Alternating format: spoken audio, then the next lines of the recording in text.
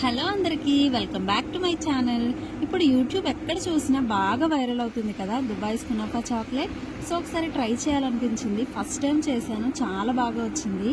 ఇంట్లోనే సింపుల్గా ఎలా తయారు చేసుకోవాలో వీడియోలో చూసేద్దాము. ముందుగా అరకప్పు పైన పెంకు తీసేసిన పిస్తాని ఒక బౌల్లోకి తీసుకొని కొద్దిగా వాటర్ వేసుకొని 10 నిమిషాల వరకు నానబెట్టుకోవాలి. తర్వాత చాక్లెట్ లోపల ఉండే స్టఫింగ్ కోసం అని చెప్పేసి సేమియా తీసుకోవాలి. ఇది డీమార్ట్లో దొరుకుతుందండి. మనం ఎప్పుడు వాడే సేమియా కన్నా ఇది బాగా సన్నగా ఉంటుంది. ఇది మనం రెగ్యులర్గా వాడే సేమియా కన్నా ఇది తీసుకుంటే కునాఫా చాక్లెట్ టేస్ట్ చాలా బాగుంటుంది.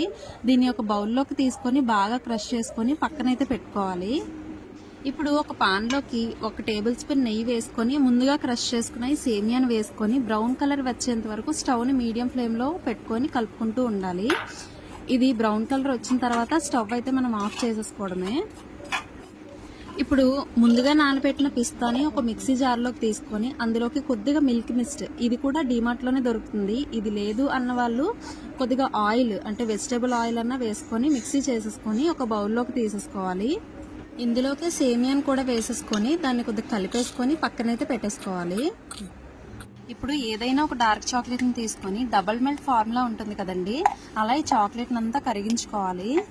అంటే కింద గిన్నెలోని వాటర్ పోసుకొని దానిపైన ఇంకొక గిన్నె పెట్టుకొని అందులోని చాక్లెట్స్ని వేసేసుకొని ఒక 2 మినిట్స్ వరకు కలుపుకుంటూ ఉంటే సరిపోతుంది. ఈ టెక్స్చర్ అనేది వస్తుంది. టెక్స్చర్ వచ్చేంత వరకు మనం కలుపుకుంటూ ఉండి దీన్ని పక్కన పెట్టుకోవాలి. ఇదే విధంగా వైట్ చాక్లెట్ని కూడా ఇలాగే కరిగించుకొని పక్కన పెట్టుకోవాలి. ఇప్పుడు ఈ వైట్ చాక్లెట్ని 2 డబుల్ పార్ట్స్ చేసుకోవాలి. ఎందుకు అంటే కునాఫా చాక్లెట్ పైన ఏంటంటే 2 కలర్స్ ఉంటాయి కదా, గ్రీన్ అండ్ ఎల్లో. సో దానికోసం అని చెప్పేసి నేను దీంట్లోకి అయితే ఫుడ్ కలర్ని అయితే యూజ్ చేసి దీన్ని కలుపుకొని పక్కన పెట్టుకోవాలి.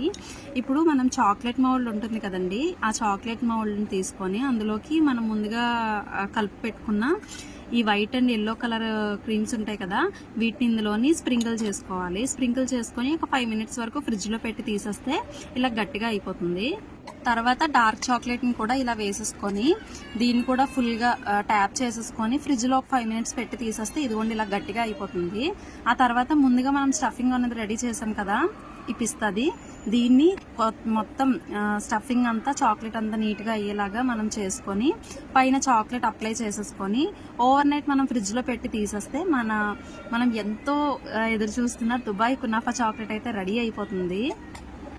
ఇంట్లో మనం చేస్తే బాగా వస్తుందా లేదా అన్న వాళ్ళకి డౌట్ ఉంటుంది కదండి, కన్ఫామ్గా వస్తుందండి. ఒకసారి ట్రై చేయండి.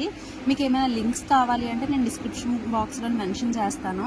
నేను కూడా ఫస్ట్ టైమే చేశాను, చాలా బాగా వచ్చింది. వీడియో నచ్చితే లైక్ చేయండి and please subscribe to my channel.